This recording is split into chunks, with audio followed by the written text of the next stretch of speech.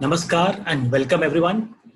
People who are watching us here on Zoom and also live on Facebook. I am Ravi Gupta. I am editor in chief of a magazine called Digital Learning.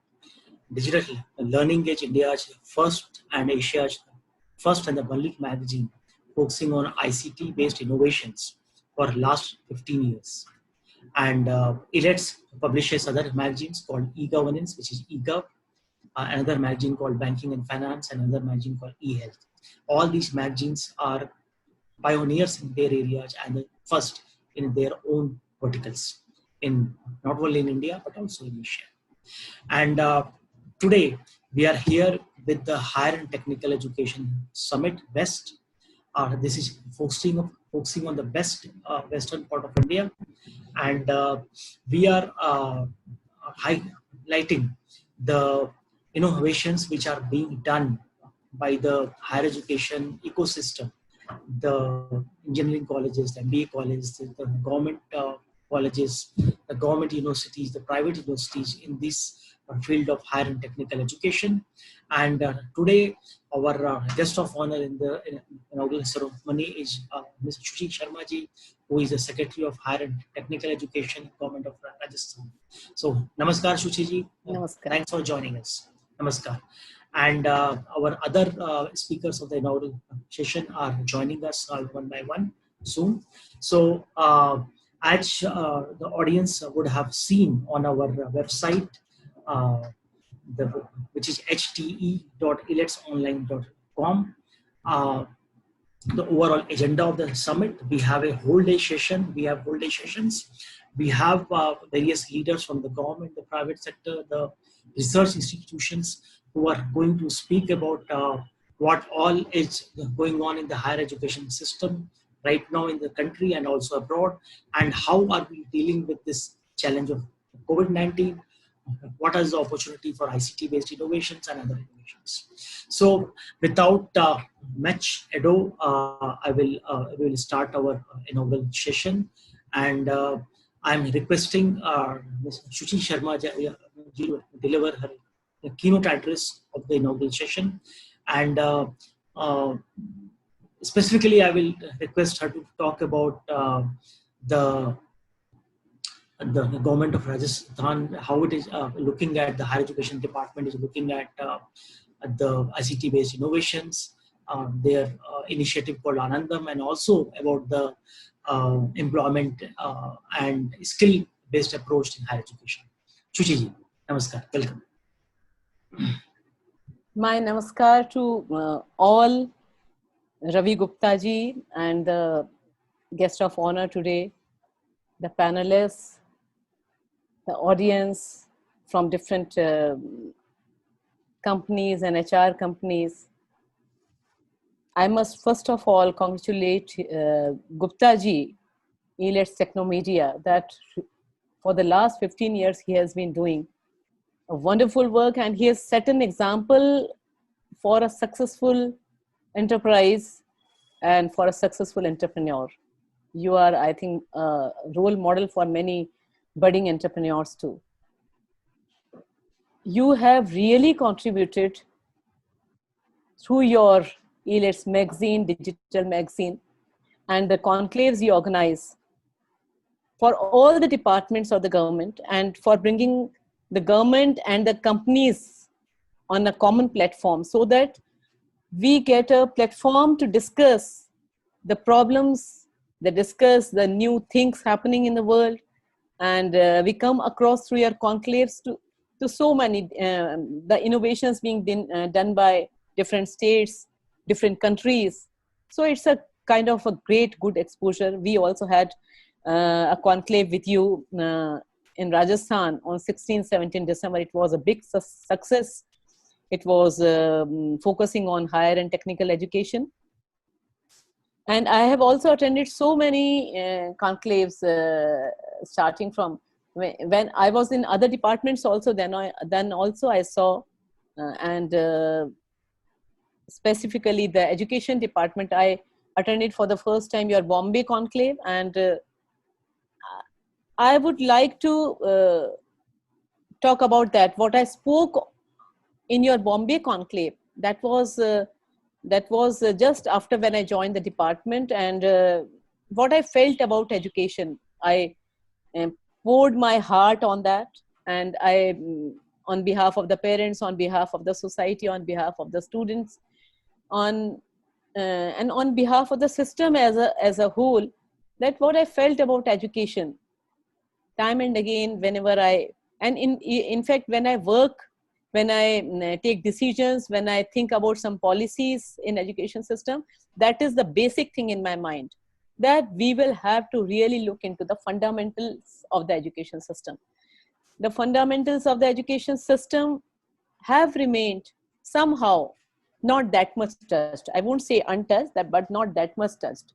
And it has, it needs to be looked into. It needs to be, now we will have to bring in focus those fundamentals, because now the melodies have started expressing themselves because of the problems with the fundamentals of the education system.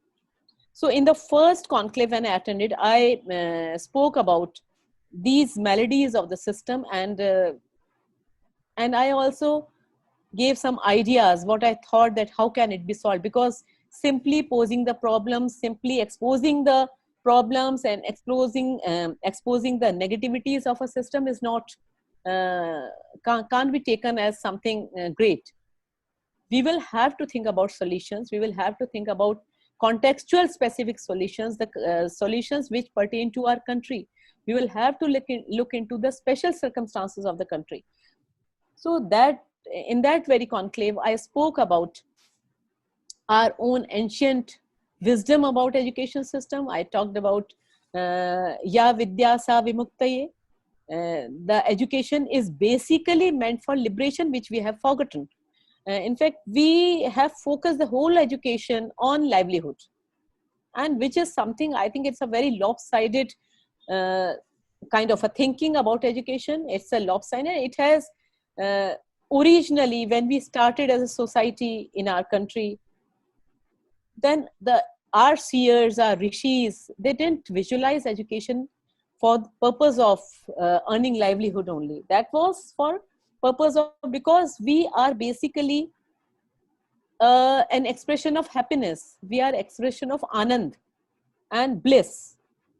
We come from the bliss and we live for bliss and we merge into bliss. This is what we are. And anything which goes against the bliss, I think that is wrong. So education system is the basic thing. It's a basic thing. After your food, nutrition, after your food, shelter and housing, the most important fundamental thing which is required for forming a society, for building a society, or for building an individual, for evolution of an individual, it is education only. So right from the school education to up till the higher education, it should be focused at the happiness part. So this was one thing I discussed at that time.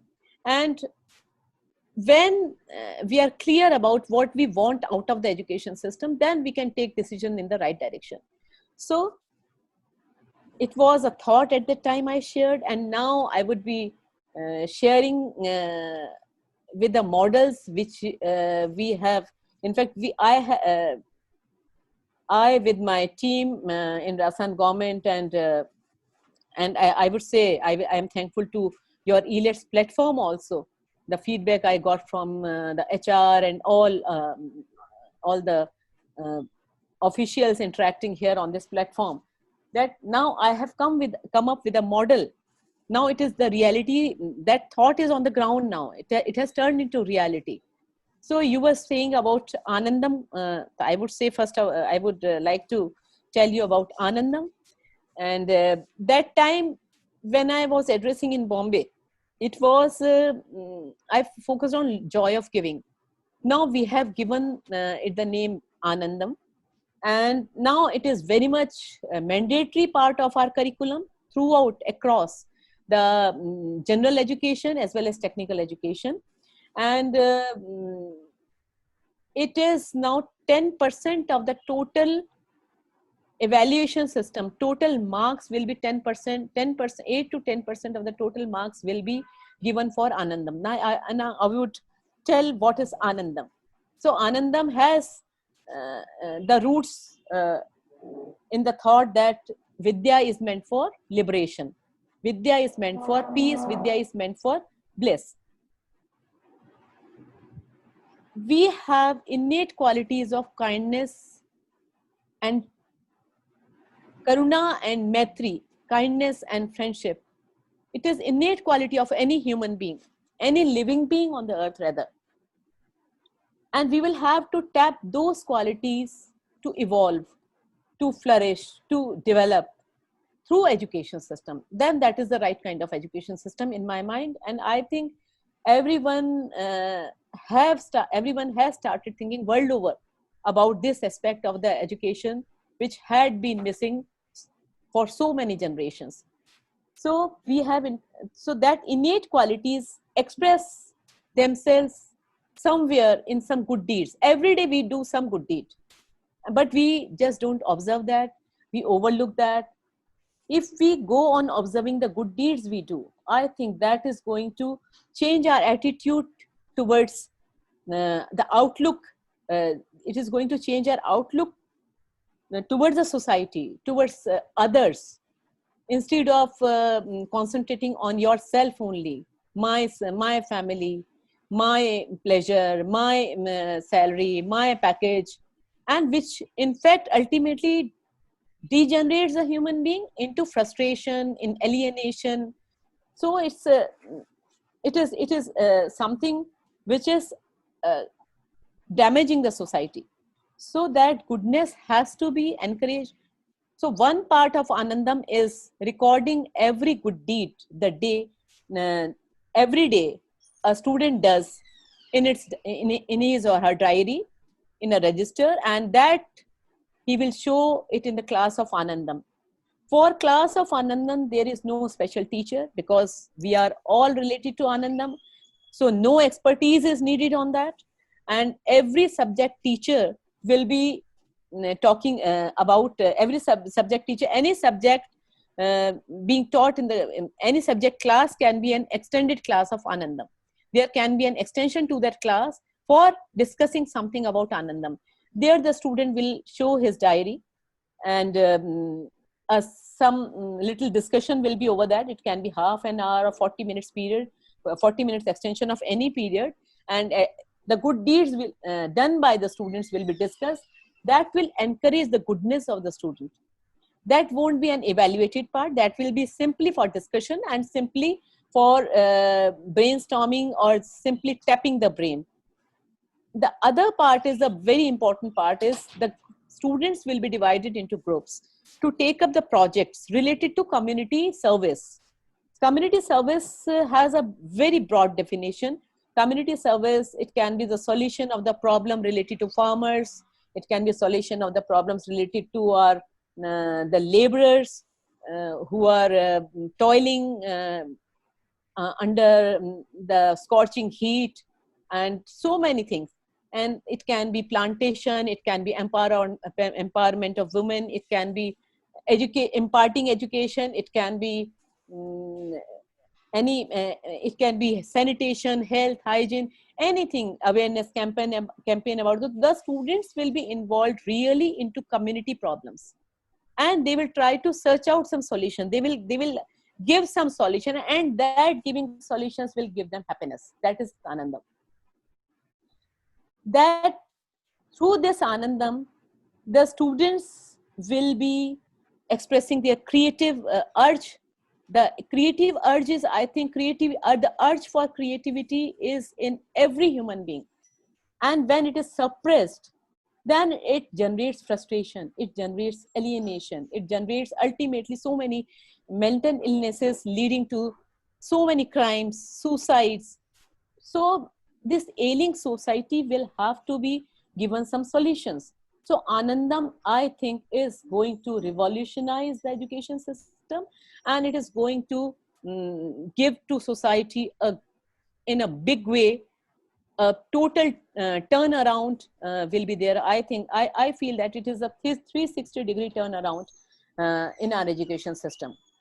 So this has been, and I'm so happy because I think I was so much passionate about it, and I felt so much, so deep, from so deep inside, for this, that something should be done for this, because on the one hand we say that our country will be the youngest, as it was in your, I think, the introductory, and that also, that our country will be the youngest in the world, it will be the most young country. But if the ailing youth is the part of that young country, then it is going to be a great danger. It is going to be a great negative factor for the progress of the country.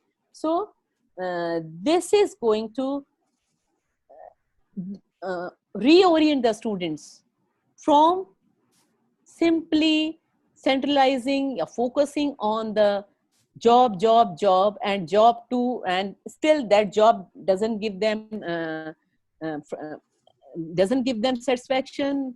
They are again dissatisfied because they go for the package and package, higher and higher package, and somewhere the contentment is not there. So this Anandam is going to give that, is going to rewire the thinking, reorient the students, reorient the thinking of the parents, reorient the thinking of the society, reorient the thinking about the status we assign to the higher package people. So the society, I think, when it goes sincerely, and it will go sincerely, it will be pursued very seriously and sincerely by the students themselves, because they really want to do something good to the society, but they don't have any platform, they don't have any orientation for that, they don't have any direction for that. So through that they will be doing, and this Anandam will be evaluated, this goodness will be given marks in the, and I have assigned 2 credits per semester for Anandam, and every semester will be having Anandam. If 180 is the total credits for a BTech course, then it will be 16 out of 180 will be for Anandam. And that is going to help the companies also to have a good lot, a lot with higher emotional quotient, and a lot which really wants to do something great for the others.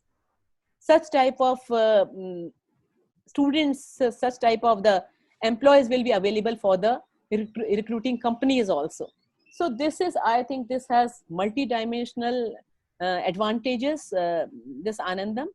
And I am very happy to inform you that all the universities here in Rajasthan, which cater to almost 17-18 lakhs of the students, all the universities are introducing Anandam. Technical universities have already introduced them. It has been introduced in polytechnic education also. Now the general education universities, the higher education universities, other universities have also started. Our Udaipur University has taken decision, Ajmer University has taken decision, even Rajasthan University, which is the biggest university in Rajasthan, it has also taken decision, and all the private universities are also going the same direction, and all the universities have welcomed this idea so happily, and they are so much for that. So this is Anandam, and I think this is going to be a game changer for the education system. And for the education system, this will be, even I talked to AICTE for that, and AICTE is also working over that, and they are also going to introduce, I think, somewhere in their syllabus as a compulsory evaluated course. Maybe it can have any name, but this something which really touches, which is really needed in education system, has now started. This revolution has started, and now I think it will take off and it will spread, and I think it will have a global impact also. I think, yes. Thank you, Shushiji, for highlighting this initiative over Anandam. I will get back to you again. Yes. I'm coming back to you again, and we have our another key speaker with us, who is Supreet Nagaraju. He is the head of education division at Dubai. So, may I request Supreet to talk about what are the emerging trends in the higher education system which are evolving and accelerating also due to the COVID-19 situation. So Supreet, and I will request you to be a bit of brief so that the minister will be joining like anytime. So I will give you a signal and I will then again request you to speak like after the minister is spoken. Supreet, please. You need to unmute, Supreet.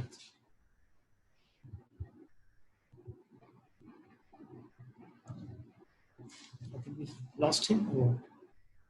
Yeah, Supreet, unmute, please. Unmute. Yeah, yeah.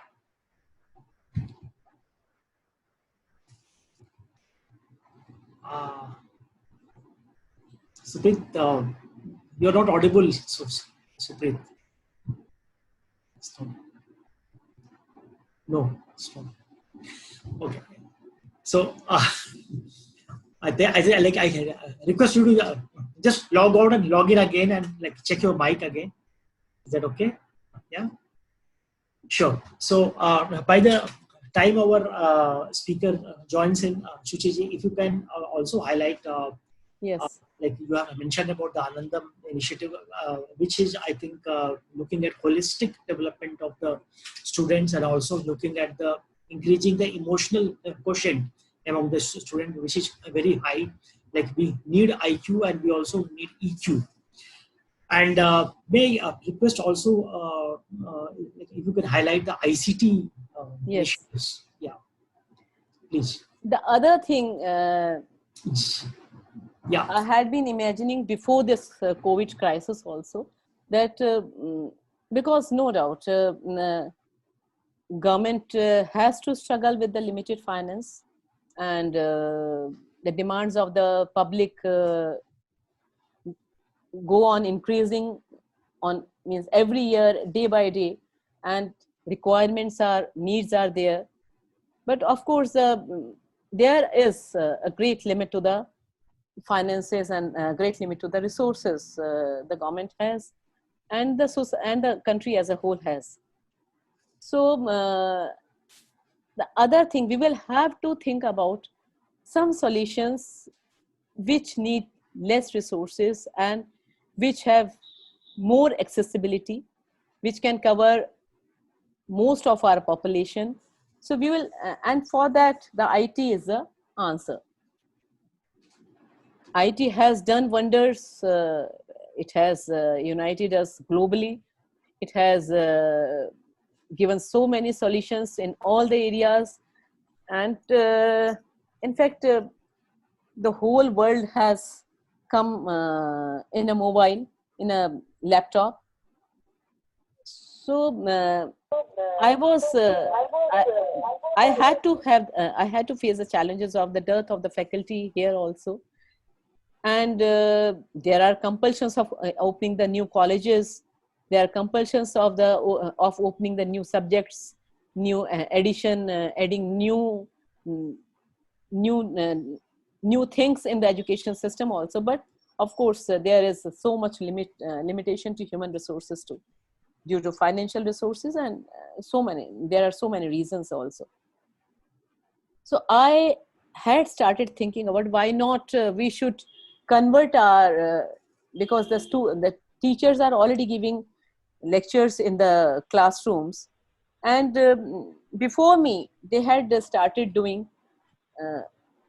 some because there was dearth of faculty, and the teachers have to there are some colleges which have only one or two teachers also in remote areas, and most of the teachers prefer to serve in the areas which are in vicinity of the cities, in big cities, and there are so many pulls and pressures for that also, for postings. But we will have to give our services to students because our focus is the students. So I thought about that, why not we should convert the lectures of the teachers into e-content. There was resistance and there is resistance, but when there is crisis, we will have to think about such solutions. So we started, I was focusing on that why not only one lecture? If a teacher tries to convert one lecture into e-content, he records his lecture and upload on the available platform, then that is it. Available platform I'm using because I'm already starting with a background of limited finance, limited financial resources, limited resources. So already available platform, it can be YouTube, or if any other platform is available, they can record their lectures and upload the lectures on that, and that lecture will be then this lecture, this such type of lecturers can have an access to many, access beyond boundaries of the college. So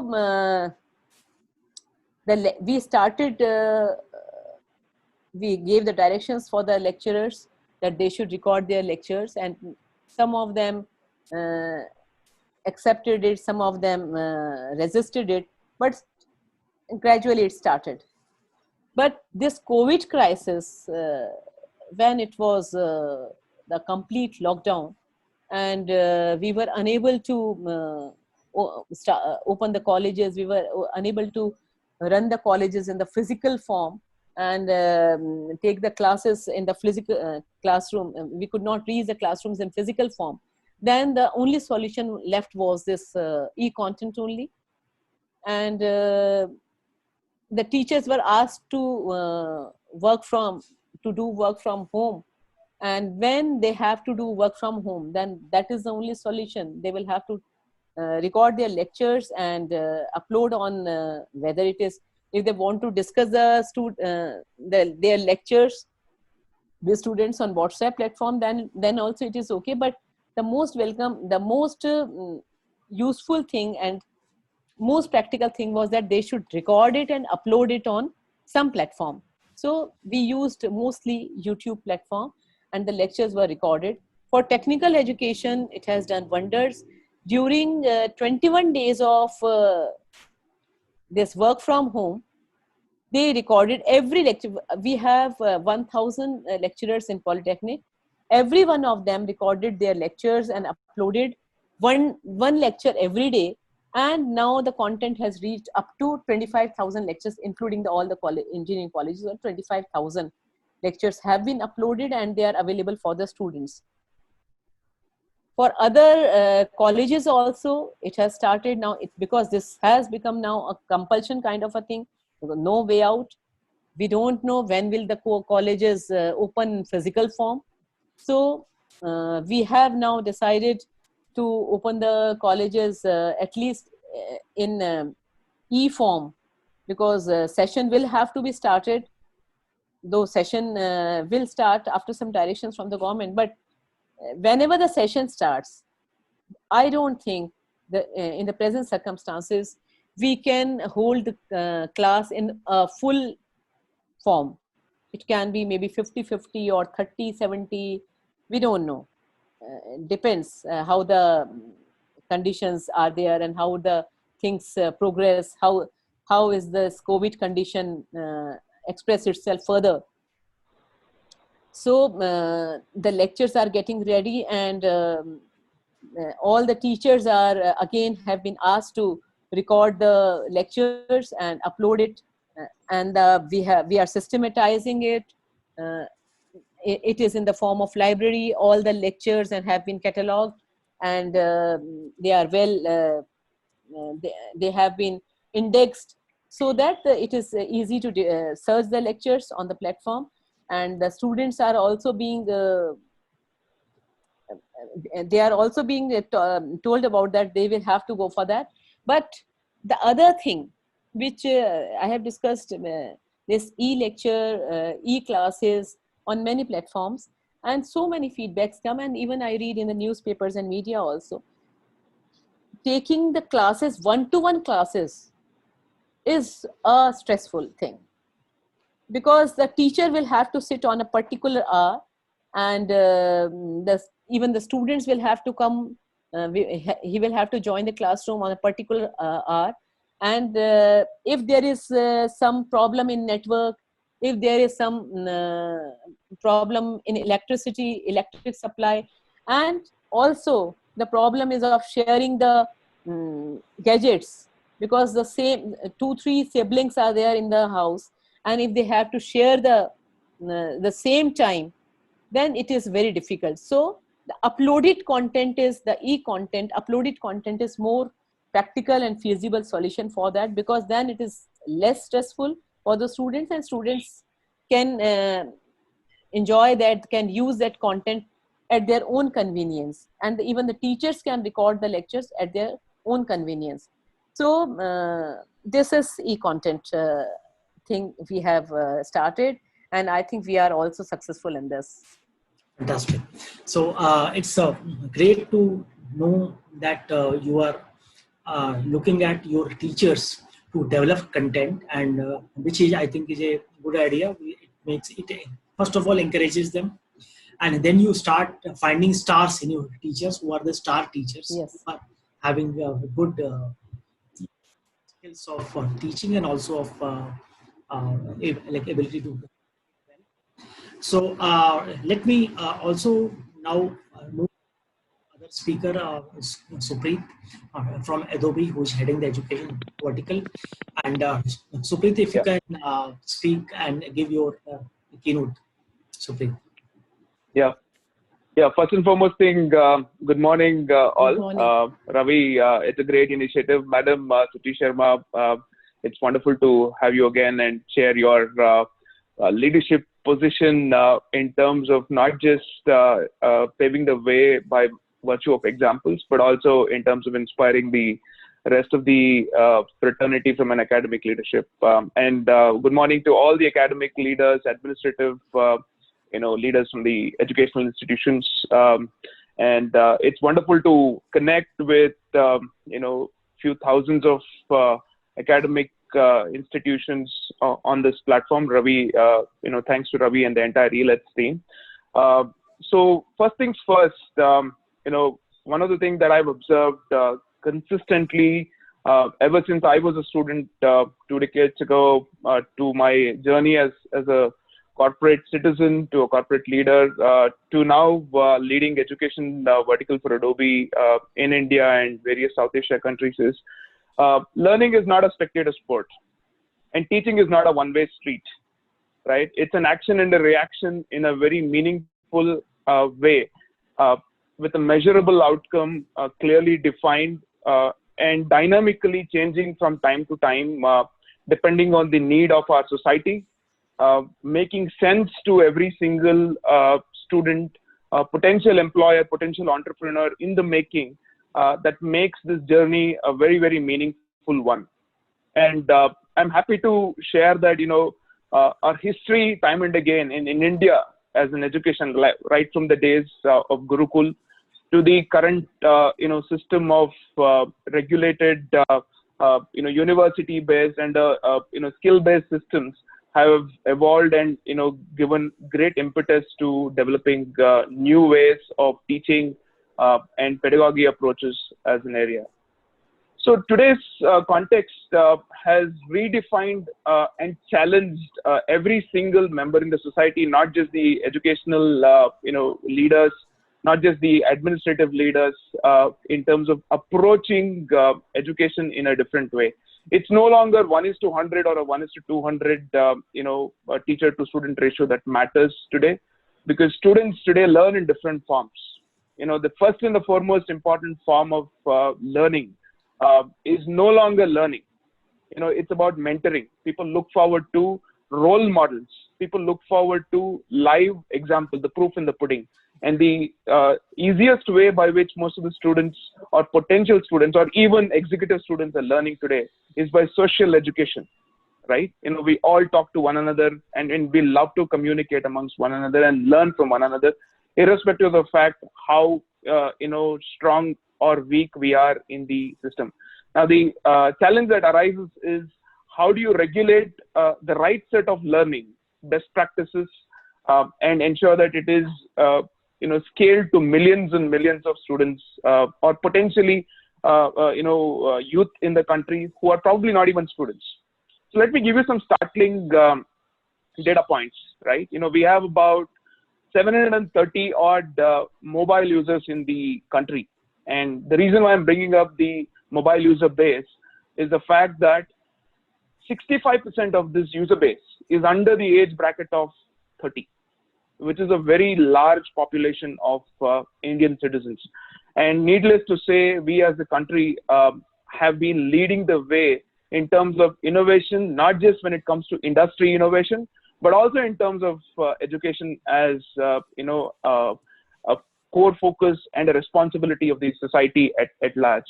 Right. And I was, very recently reading about the evolution of gaming in our country. Right.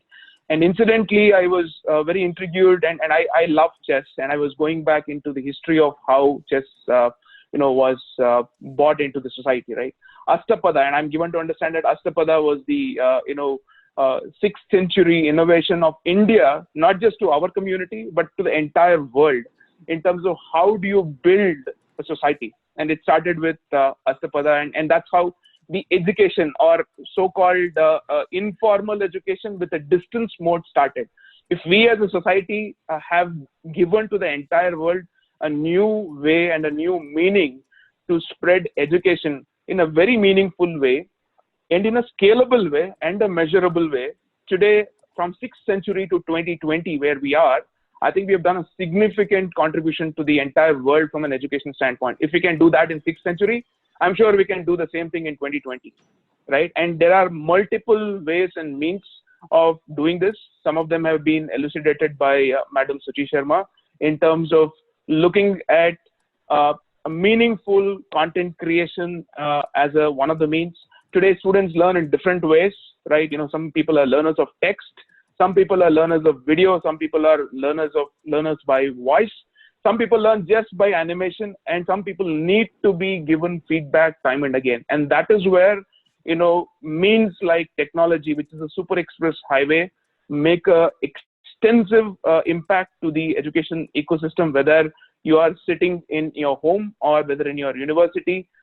It gives you any device, anywhere, any place, and also the social engagement in a very measurable way. And that is where online learning is becoming not just a medium, but it is becoming a language for educators throughout the world.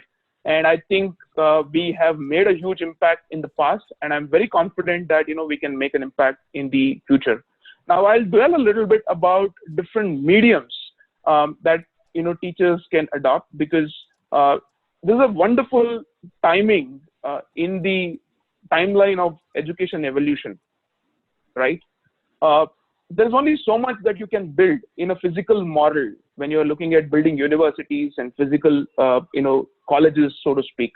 But there are umpteen number of students who probably could not even enter the education ecosystem, formal education ecosystem, the UGC and the AICTE and the entire ministry, regulated ecosystem, for lack of infrastructure and lack of probably qualitative manpower and the education leaders, so to speak. And technology today allows you to reach those, umpteen number of, students who probably were deprived of these particular qualitative, learning and mentoring, so to speak. And needless to say, a lot of new initiatives like online universities have made a way, and technology leaders like Adobe and many other players in the market are more than happy to support you in this endeavor. The impetus is equally on the industry as much as it is on the educational ecosystem. With that said, let's work together. Let's make India the next generation superpower when it comes to knowledge and workforce, and make a huge impact to the Indian economy and the global economy at large. Thank you. Great. It's great, Suprit. I think you have linked the past with the present and the future. And that's a great way to look at things. And since both of our government senior representative is here, our industry representative is here, and we have launched our latest issue of the Digital Learning Magazine, and I'm going to request both of you to launch it. And the minister is like right now in a remote location and having connectivity issues, so he has like informed us that he's reaching the hotel wherever he's located, and he's like going to use the Wi-Fi and join us a bit later. So may I request our colleague Prabhakar, if you are here, Prabhakar or Deepak. So they are going to bring on the screen our latest issue of the magazine and launch it. Yes, like this is our latest issue where we have highlighted the higher education, some of our leaders, both from the private sector and the government sector, and we have on the cover Chitkara University being featured this time. So this issue will be like uploaded on the on our portal and also be sent as a e-magazine to all our readers, since because of the lockdown, bit of the printing issues we are facing right now, printing and courier. So right now, like we will be using ICT for delivering our magazine till the whole our printer is able to open his factory, and we are also so thanks Suchiji and Supreet in your presence. Our latest issue has got launched, and I'm also requesting my colleague to put on the screen the logo of the new initiative which ILETS is going to start. Prabhakar, if you can highlight that. So we are going to launch a ILETS Admission Forum.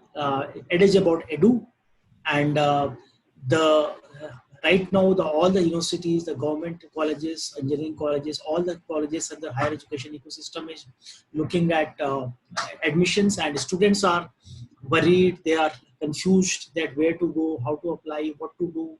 If I want to do a law course, where do I apply, what are the options? So we are going to invite higher education leaders, both from the government sector and the private sector, and they will do subject-wise lectures here on the ILETS platform, where students can learn that if I want to join a course in the field of agriculture, where should I apply, what are the fees, what are the course structure, what is the career scope, and all that stuff. So this initiative will connect the students with the higher education ecosystem. So I'm going to, we are just left with 10 minutes in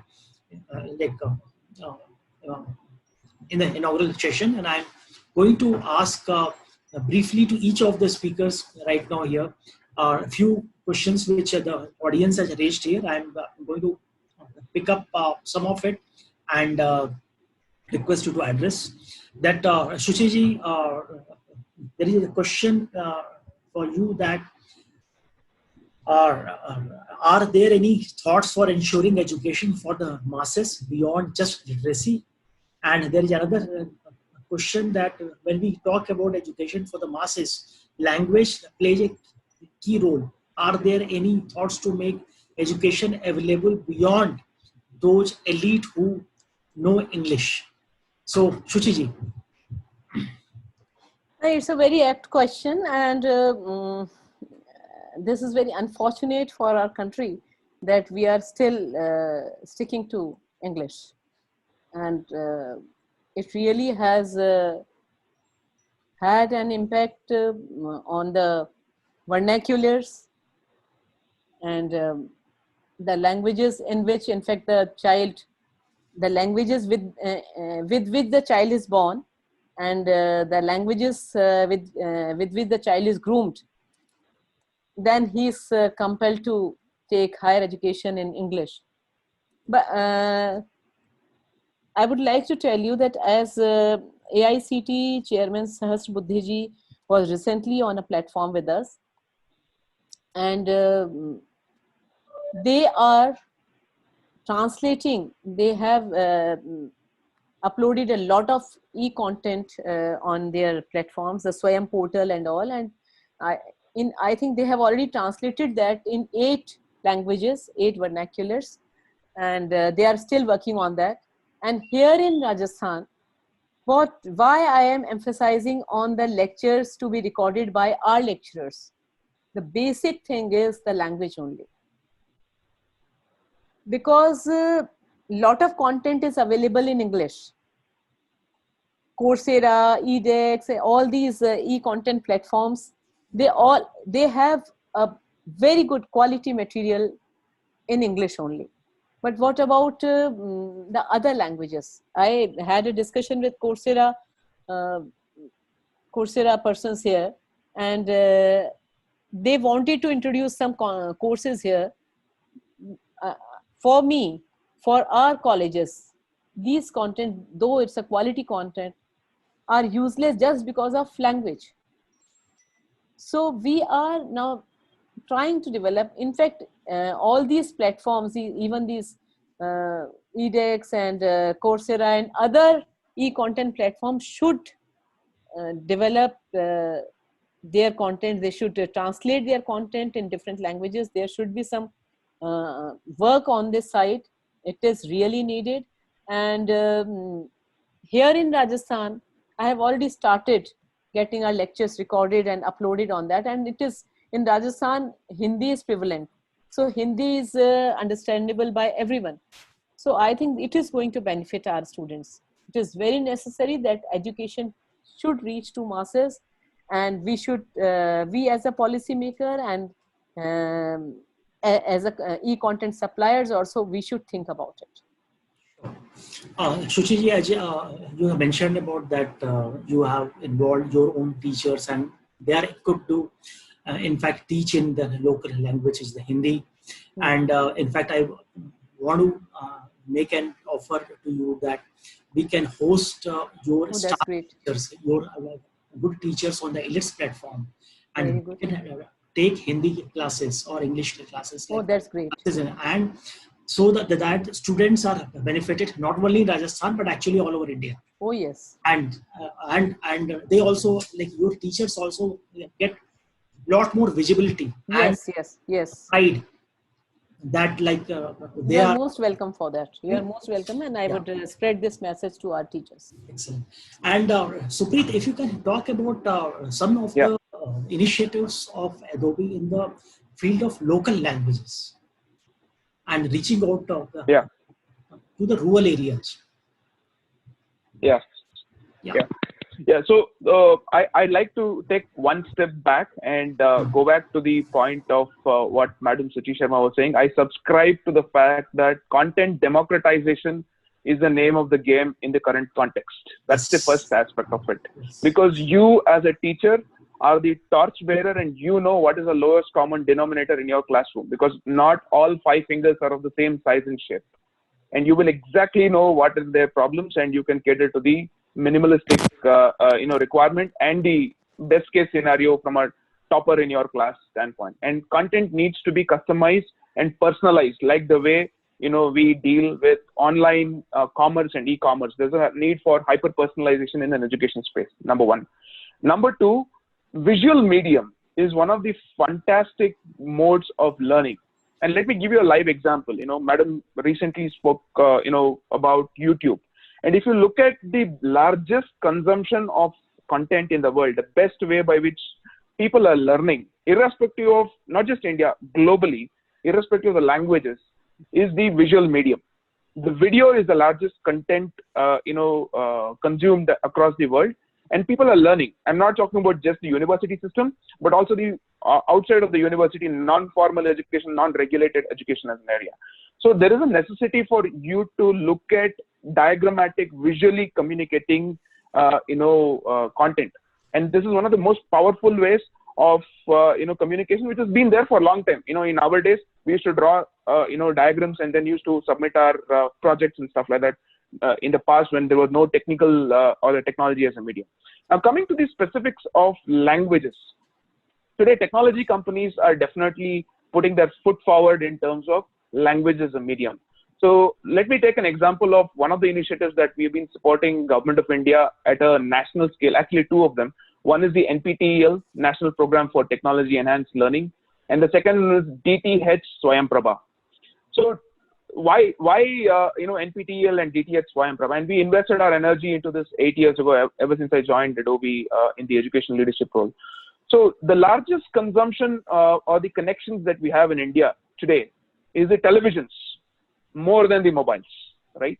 And needless to say, mobile is the future. It's growing at a 40 plus, 50+% in terms of CAGR, the compounded annual growth rate. Now, you need to have content which can multi-purpose across both the areas.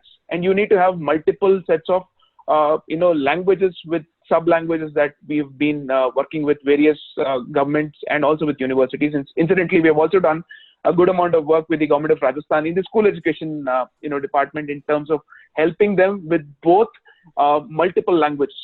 And incidentally, Creative Cloud, one of our crown jewel products, is available in 8 Indian languages, including Malayalam. In fact, we have many of the dailies that are coming out in the newspapers and the journalism space use our tools, and linguistics as well. A lot of languages are also supported in that area.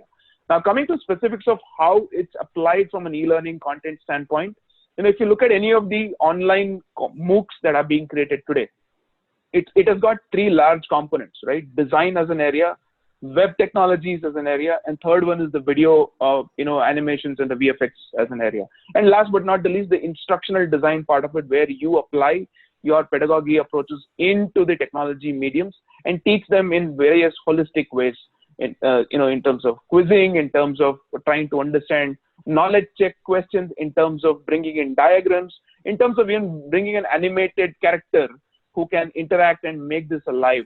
And last but not the least, the most important missing angle, according to me, in the whole journey of online education today is the angle of analyzing what is working, what is not working. Learning analytics play a very, very crucial role. And the next set of things that you need to watch out for as an educator, as an administrator, would be with respect to scalability without compromising on quality aspect of it, right? And naturally, language as a barrier will disappear today, because today is an age of social learning. People are able to correlate when they are being given a visual medium, something to correlate to, something to touch and feel in terms of their hands, their mobiles, or even with respect to TVs today as a medium. So language is important. Yes, we support languages. Adobe supports 8 Indian languages when it comes to including Hindi in our Creative Cloud as well. Sure. So, Preet, thanks for this info about you talked about that Creative Cloud as a focus area, and also like looking at how are you are collaborating with NPTEL, the national program, and may also mention it to like Shuji Sharma and all other audience who are sitting here, both from the higher education and school sector who are here. We have 234 participants here, and also people who are like watching us on Facebook. That Shuji Sharma ji, as you have as you can see from the questions that the people are asking on the chat and also on the Q&A, that there is a lot of people are inquisitive to know about the education opportunities in the state of Rajasthan. And as we are launching this mission admission, we may would like to invite the colleges from the Rajasthan to come online here and talk about that. What are the courses available in each of the colleges, each of the universities? What are the options for students? What is unique about each of the courses they are providing? And what are the possible employment opportunity afterwards? So that there is a more diverse set of students apply to the colleges, and more awareness happens. We have to use and more mediums for creating awareness about the institutional strength of Rajasthan. Rajasthan is home to so many good colleges and universities, but many times it's not known to everyone. Yes. So I will request Shuji that if we can create more awareness, and IELTS would love to have help you in this and collaborate with you in this. So Shuchi, I think we have almost on the closure of this session. So I will request you to give closing remarks. My closing remarks. I would, the efforts you are doing in this direction, as you are saying that you are also making it like a resource hub so that the students can know what are the good universities, what are the courses being run by them, and also you will be giving e-content also on your platform. That's a very welcome idea, and I would be happy to collaborate with you in this, and we would supply you the information about our good colleges and courses, and so that the students are benefited through our platform, through your platform. I simply wish that higher and technical education should have whatever we teach our students, it should have worth just not in the it should have connectivity with their life, and they should get good employments also, but the definition of good employments will have to be redefined. We will have to now as the COVID situation has I think taught us many lessons also. The lockdown and the scare, the fear spread through this, and the uncertainty. The situation has become totally VUCAS, the volatile, uncertain, complex, and so new methods of administration will be devised during these days. The new policies will be there, and the new ways of solving the problems will be thought, and education is also not left away from all that, and we will have to think about how to maintain and how to keep going the education in this scenario, because the world over the scenario is not very congenial, and it is something which sometimes makes you depressive also about what will happen next. But we will have to, my thing is, we will have to continuously think about how to keep our learning going on, and with the learning in hand to hand with a good life. That is the only message. Thank you. Sure. So our next speaker, Hemant Sahel, has joined, and Hemant is an innovator, and he's working in the higher education ecosystem. He's providing IT solutions. So I will request Hemant briefly.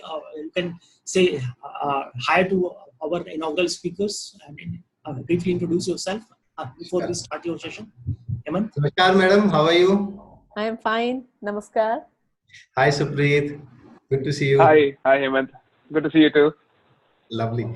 So I think both are known faces. I've heard ma'am several times and had the opportunity to know, and also Supreet, the wonderful work Adobe is doing in digital learning. So all set. So are we ready, Ravi, for the next? Yes. Okay. Right. So yeah. we are going to end inaugural session, and I thank Supreet. Thanks for joining, and an excellent address. And Suji Sharma ji, as usual, your very inspiring speech. And we are keenly looking at collaborating with the government of Rajasthan to help it, expand the awareness about it through our IELTS platform. And we will be very happy to host your star teachers on our platform, so that